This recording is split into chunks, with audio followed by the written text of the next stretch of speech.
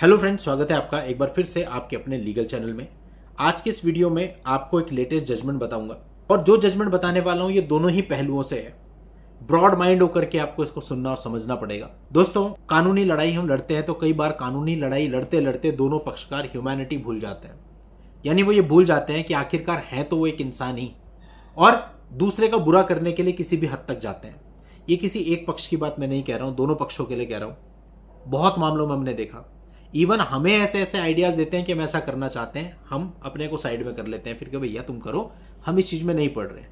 हम लीगल लड़ाई तो लड़ सकते हैं, लेकिन अगर आप ऐसे काम के बारे में बात करोगे जो इन ह्यूमैनिटी को दर्शाते हैं या इलीगल है, उसमें हम इन्वॉल्व नहीं होंगे।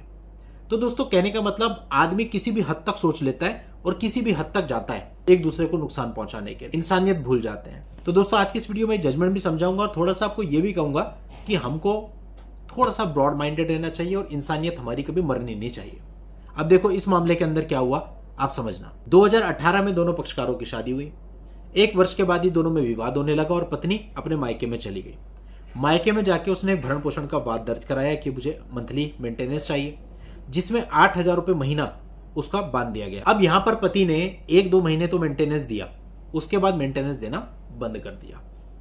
अब दोस्तों, विवाद है पति पत्नी के बीच में, ये बात तो ठीक है, लेकिन इसके साथ साथ हमें सिचुएशंस भी देखनी होती हैं। अब उसके साथ उसका सपोर्टिंग सिस्टम कुछ नहीं था। उसके जो पिताजी थे वो फायर विभाग से, फायर डिपार्टमेंट से रिटायर्ड थे, उनकी पेंशन आती थी।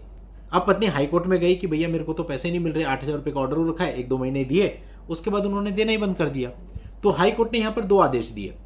पहला आदेश तो नीचे वाली कोर्ट को यह दिया कि इस पूरे मामले की जल्दी सुनवाई करो और 6 महीने के अंदर अंदर इसको फाइनल करो, और दूसरा पति को उसका पेमेंट करने के लिए जो भी एरियर बना हुआ था वो निर्देशित किया गया। अब दोस्तों, आप कहोगे कि ये मामला तो बड़ा सिंपल सा है, ऐसा तो होता ही है।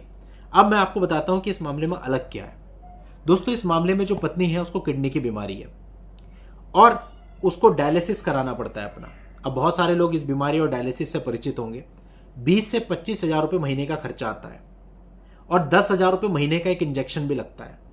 अब उसका और उसके पिता का यह कहना है कि केवल पिता की पेंशन में यह इलाज संभव नहीं है। यह परिस्थिति है दोस्तों।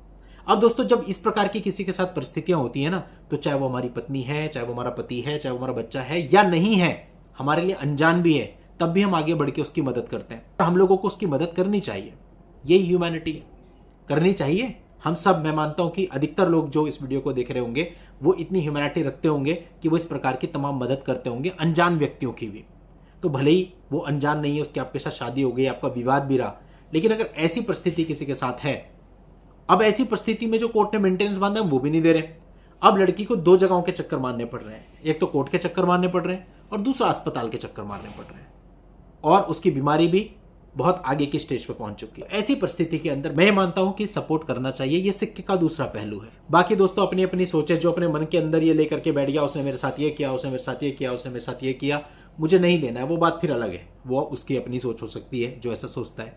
लेकिन मेरे हिसाब से अलग हो जाओ, कुछ हो जाओ, ठीक है। और बहुत सारे लोग ऐसे मेरे पास आते भी है जो कहते हैं सर मुझे मेंटेनेंस देने में कोई दिक्कत नहीं है। उसका सोचने का तरीका अलग होता है, उन्हें बस ये चाहिए होता है कि ठीक है यार, अब शादी हो गई, उसका भी टाइम खराब हुआ, मेरा भी खराब हुआ, मेंटेनेंस तो देना है, मेंटेनेंस तो देगा, लेकिन उसको छुटकारा चाहिए, तलाक चाहिए, भाई मेंटेनेंस दे लेकिन मुझे डाइवोर्स दे। ऐसे भी कई मामले आते हैं। तो ये सब कुछ पर्सपेक्टिव पे डिपेंड करता है कि सोचने का नजरिया क्या है।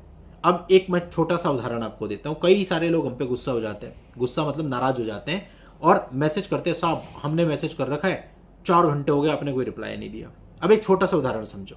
एक चैनल सोच पर प्रहार, जिसमें लगभग 2.5 लाख सब्सक्राइबर है, एक चैनल पर 50,000 सब्सक्राइबर है, हो गए 3 लाख, और 70% वो लोग चैनल को देखते हैं जिन्होंने सब्सक्राइब नहीं किया। तो आप अंदाजा लगाइए, लगभग ये जो रेशो बैठेगा आपका, लगभग 1 मिलियन के आसपास बैठेगा। अब इतने लोग अगर इस चैनल को देखते हैं, तो आप बताइए कि व्हाट्सएप पर एक दिन में कितने मैसेज रिसीव होते होंगे। आपको सही बताएं तो उन मैसेज का आंसर देना ही हमारे लिए मुश्किल हो जाता है कई बार, लेकिन फिर भी हम कोशिश करके सारे आंसर देते हैं। लेकिन जो मैसेज करने वाला है वो समझता है कि मैं अकेला हूं और मेरा ही एक ऐसा केस चल रहा है, मैं ही सबसे डिफरेंट हूं। लास्ट में लिख भी रखा होता है उसने, मेरा केस सबसे अलग है, लेकिन जब उससे पूछो तो वही तमाम 3 केस होते हैं, 498 उसने ये आरोप लगाया, ये लगाया, ये लगाया, वही कॉमन जो आज के समय चल रहा है। लेकिन चूंकि उसको नहीं पता कि पूरे भारत में क्या हो रहा है, वो केवल अपने तक सीमित है, उसको लगता है मेरे ही केस यूनिक है। तो दोस्तों, यहां भी बात वही पर्सपेक्टिव की है, सोचने के नजरिए की है, और जो लोग समझते हैं, सोचते हैं, वो कॉपरेट भी पूरा पूरा करते हैं।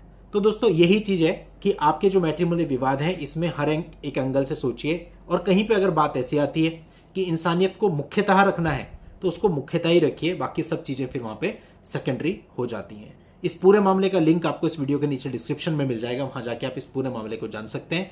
आज के इस वीडियो में इतना ही, नेक्स्ट वीडियो में नई जानकारी के साथ मैं आपसे फिर मिलूंगा। तब तक के लिए good bye and thank you for watching, take care.